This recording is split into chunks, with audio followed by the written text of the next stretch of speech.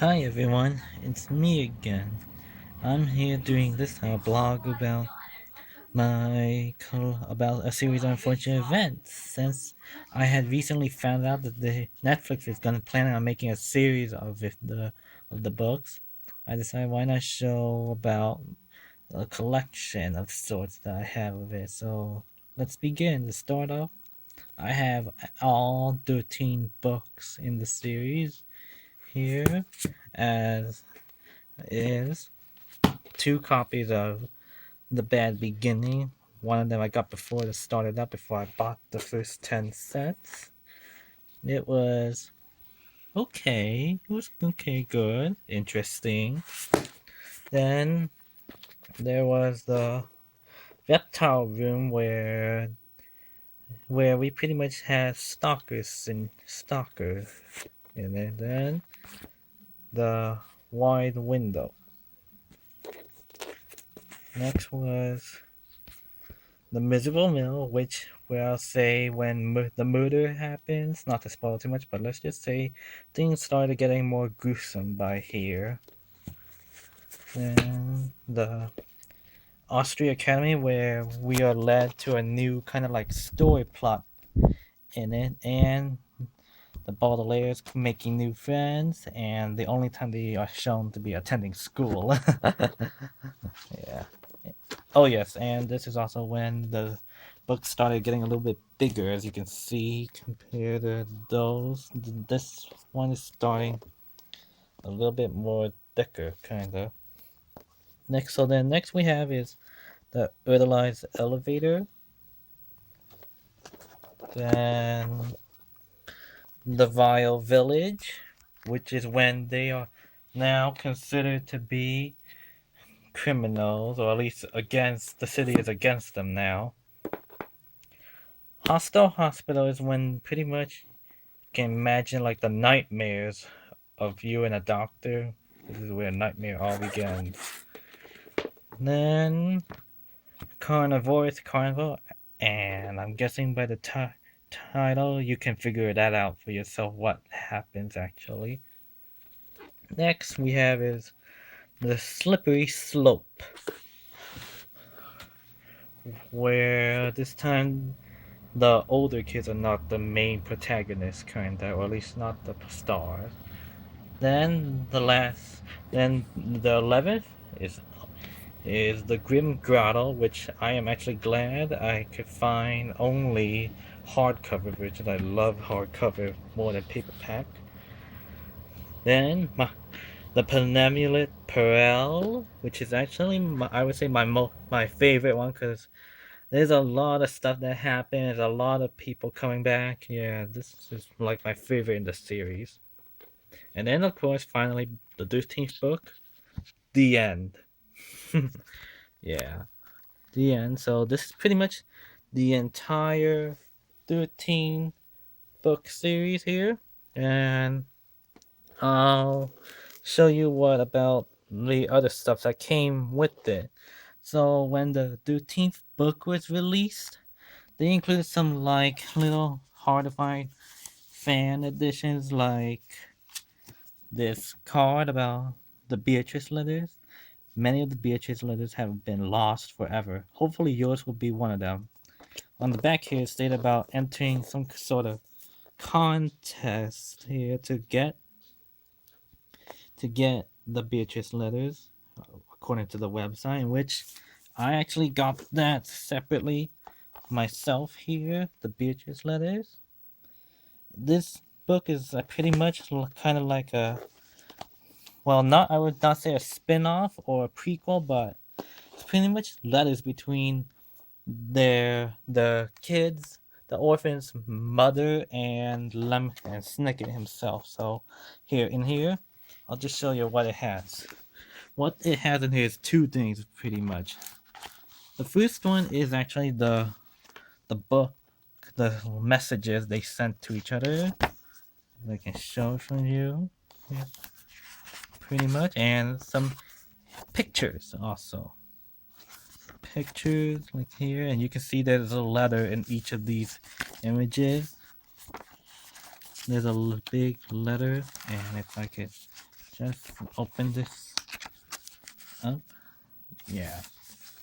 They give out messages like this is from Left Snicket to Beatrice. So yeah, pretty much this is what it has all in all of them. They send messages to each other where you kind of figure out what happened in the background between them. And what it has here, the other thing that came with it is this gigantic poster, two-sided poster. Get this out bigger for you. The first image you see here is what you would find at the end of the 13th book. And this is like a little hint on what happened. What happened to the three siblings. Yeah, it's a shipwreck of sorts. Find the ribbon, you can find the whisk and the glasses there. Name torn off. On the back, you see a bat cave, like right between the ocean and the main city. Here, you see a bat cave, and which I think you'll be pretty familiar by what you can expect. What suddenly appears here, you can kind of guess who was watching. So yeah, this is all that comes together in the Beatrice letters. Its own file. At the same time, when the DN was coming out also, they also included like this little letter from Snicket to Beatrice Baudelaire. This one is kind of like a Mad Lib kind of. You can put in your own thing, see how the letter comes out. Can make it very weird or depressing. This one came doing like a special version where you could get a cutout, illustrated full face of Count Olaf. Right here. Yeah, it's pretty cool. Only for a limited time. And this little miniature booklet called 13 Shocking Secrets You Wish You Never Knew About Lemony Snicket. So what you gotta do really is redo it and figure out the clues. And oh yeah, here, this is a whole character chart, almost all the major characters in the series, how they're connected and all. And then see, you gotta type out the clues. They give out clues. You have to read the book to figure it out, really, though.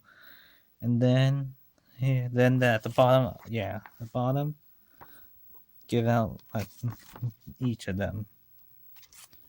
Yeah, so you have to read it all throughout. Continue it all the way through, and solve it at the end here. Yeah.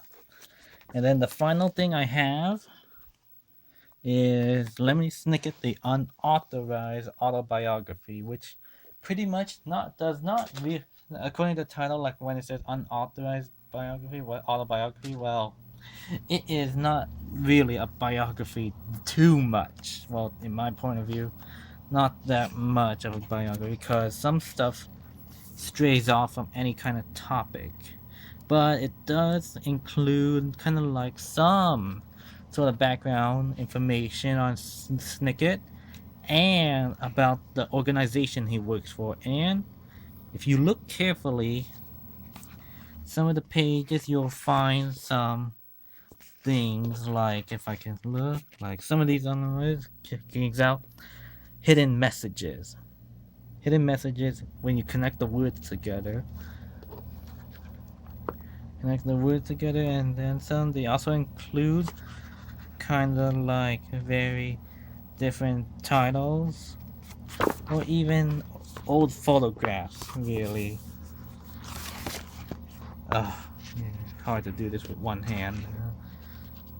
Yeah, see, pretty much anything that's dealt with internally of VFD, sometimes including enough to change right around the wrist, like someone just wrote all over this.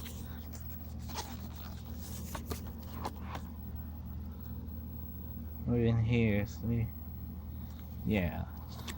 Pretty much it is interesting as long as you try not to get too confused by what is written and what is real and what is not that drives you off. It's pretty good actually. It's kind of fun, sorta. So yeah, that's pretty much my entire series of Fortune Events collection. Hope you enjoyed and goodbye.